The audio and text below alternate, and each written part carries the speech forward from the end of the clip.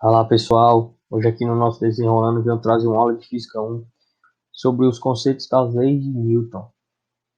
Para darmos início, vamos ver a divisão das três leis. A primeira lei, lei da inércia, a segunda lei, a princípio fundamental da dinâmica, e a terceira lei, ação e reação. Como Newton chegou a essas três leis? Primeiro ele fez um estudo, uma análise de movimentos. Quais movimentos assim? Esses são movimentos do cotidiano nosso, como podemos analisar também. O que faz um corpo cair em direção à Terra? Por que os objetos começam a se mover?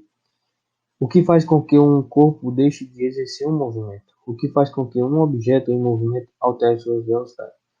Então, Newton observou esses movimentos e chegou a um ponto, chegou às leis para que explicasse o porquê disso acontecer. Por que o movimento tende a permanecer parado? Por que ao se chocarem dois corpos no mesmo sentido, tende a se separarem? Por motivo disso. E o principal fator que ele conseguiu analisar foi que todos eles têm uma força. E o que é uma força? Uma força é uma grandeza vetorial que possui módulo, direção, sentido. São representados por vetores. A força, a unidade de medida no SI, é em Newton. E como analisarmos a força em um bloco, por exemplo, como está disposto aqui? Em um bloco temos uma força-peso e uma força oposta à força-peso, que é a força normal. Temos a força que faz com que o movimento ocorra, a força de tração, e a força que está entre a parte inferior do bloco e a parte superior da onde ele está sobreposto, que é a força de atrito. Newton continua seus estudos e consegue desenvolver a sua primeira lei, ou princípio da inércia. O princípio da inércia nos revela que se nenhuma força atua sobre o corpo, sua velocidade não pode mudar, ou seja, o corpo não pode sofrer uma aceleração. A inércia, portanto, é uma propriedade que os corpos possuem de resistir à mudança de seu estado de movimento. Para mudar a velocidade de um corpo, é preciso aplicar uma força sobre ele. Então, o corpo que está em movimento, ele tende a continuar em movimento. O corpo que está em repouso, ele tende a estar em repouso. Para que um corpo saia do repouso ou passe deixe de estar no movimento para vir para repouso, é preciso aplicar uma força sobre ele. Considerando isso, o princípio da inércia nos revela que as suas forças resultantes têm que ser nulas. O que é uma força resultante? Força resultante é a soma de todas as suas forças aplicadas no corpo. Assim como temos a força resultante nula, podemos concluir que, com isso, a aceleração é nula e sua velocidade é constante. Podemos observar melhor nos casos, como quando o ônibus freia, os passageiros tendem por inércia a prosseguir com a velocidade que tinha em relação ao solo. Assim, são atirados para frente em relação ao ônibus. Da mesma forma, o cavaleiro, por inércia, tende a continuar o movimento em que o cavalo vinha. E um dos feitos bastante importantes foi a criação do cinto de segurança. O que o cinto de segurança faz? Em uma colisão em que o corpo tende a continuar o movimento, ele anula. Anula o quê? A inércia. Então, o cinto de segurança é bastante importante para salvar vidas, pois ele anula a continuação do movimento. A inércia também tem relação à massa, pois quanto maior a massa de um corpo, maior a sua tendência de inércia, maior a sua tendência de estar em repouso ou de estar em movimento. Pois a massa é uma propriedade intrínseca do corpo, a qual mede sua resistência de variação de velocidade e aceleração.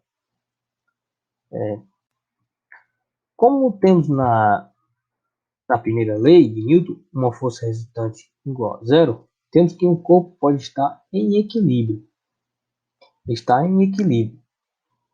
Pois o equilíbrio é estático ou dinâmico. O corpo estando em um equilíbrio estático, é o que? Ele está em totalmente repouso. O corpo estando em equilíbrio dinâmico, ele está em movimento retilíneo uniforme. Já na segunda lei de Newton, que é o princípio fundamental da dinâmica, eles não mostram uma relação em que a força resultante que age sobre o corpo é um produto entre a massa pela aceleração, em que a aceleração apresenta a mesma direção de uma força e a massa resiste à aceleração. Assim, vamos ter um exemplo entre massa e força. Para você conseguir deslocar um carrinho de supermercado, necessita de uma força X. Para você conseguir deslocar empurrando um carro popular, também é uma força X. Porém, não são iguais. Quanto maior a massa, maior a força. E a aceleração de um corpo é diretamente proporcional à força e inversamente à massa de um corpo. Essa força resultante produzida, ela interfere no movimento, pois ela sendo oposta, ela produz uma desaceleração e assim reduzindo o movimento. Ela sendo a favor, ela produz uma aceleração e um aumento da velocidade. E sendo perpendicular ao movimento, deixando de ser retilíneo, passará a ser circular. Podemos ver um exemplo em que o ciclista, quando ele vai de encontro ao vento, isso causa uma desaceleração. Quando o ciclista vai a favor do vento, ele causa um aumento de velocidade e uma aceleração, assim facilitando e necessitando de menor força. Na terceira lei de Newton, ação e reação, elas nos dizem o quê? Que toda ação sempre há uma reação igual e oposta, ou seja, a ação mútuas de dois corpos, um sobre o outro, são sempre iguais e distintos para partes contrárias. Vamos observar essa análise aqui desses dois corpos. O corpo A sobre o corpo B, ele exerce uma força, e o corpo B exerce uma força sobre o corpo A. Porém, temos que analisar a questão das forças. A força tem o mesmo módulo, a mesma direção, porém sentidos opostos. Então, mas vamos analisar. Por que essas forças não se cancelam se ela tem mesmo sentido, mesma direção e sinais opostos? Por um fator que é o que deve ser bastante fixado aqui na terceira lei de Newton, pois as forças de ação e reação agem em corpos distintos, portanto não se cancelam. E também as forças produzidas depende da aceleração, pois a aceleração de cada corpo vai depender da massa, em que vimos lá na segunda lei, que a massa ela é inversamente proporcional à aceleração. Assim conseguimos observar que as leis de Newton, uma se juntam com a outra para o desenvolvimento de algo, que é o movimento. Assim, temos um movimento bastante destrinchado e observado como realmente acontece. Espero ter contribuído com a aprendizagem da parte teórica das três leis de Newton. E qualquer dúvida, deixe no comentário. Obrigado a todos que acompanharam e sigam a gente.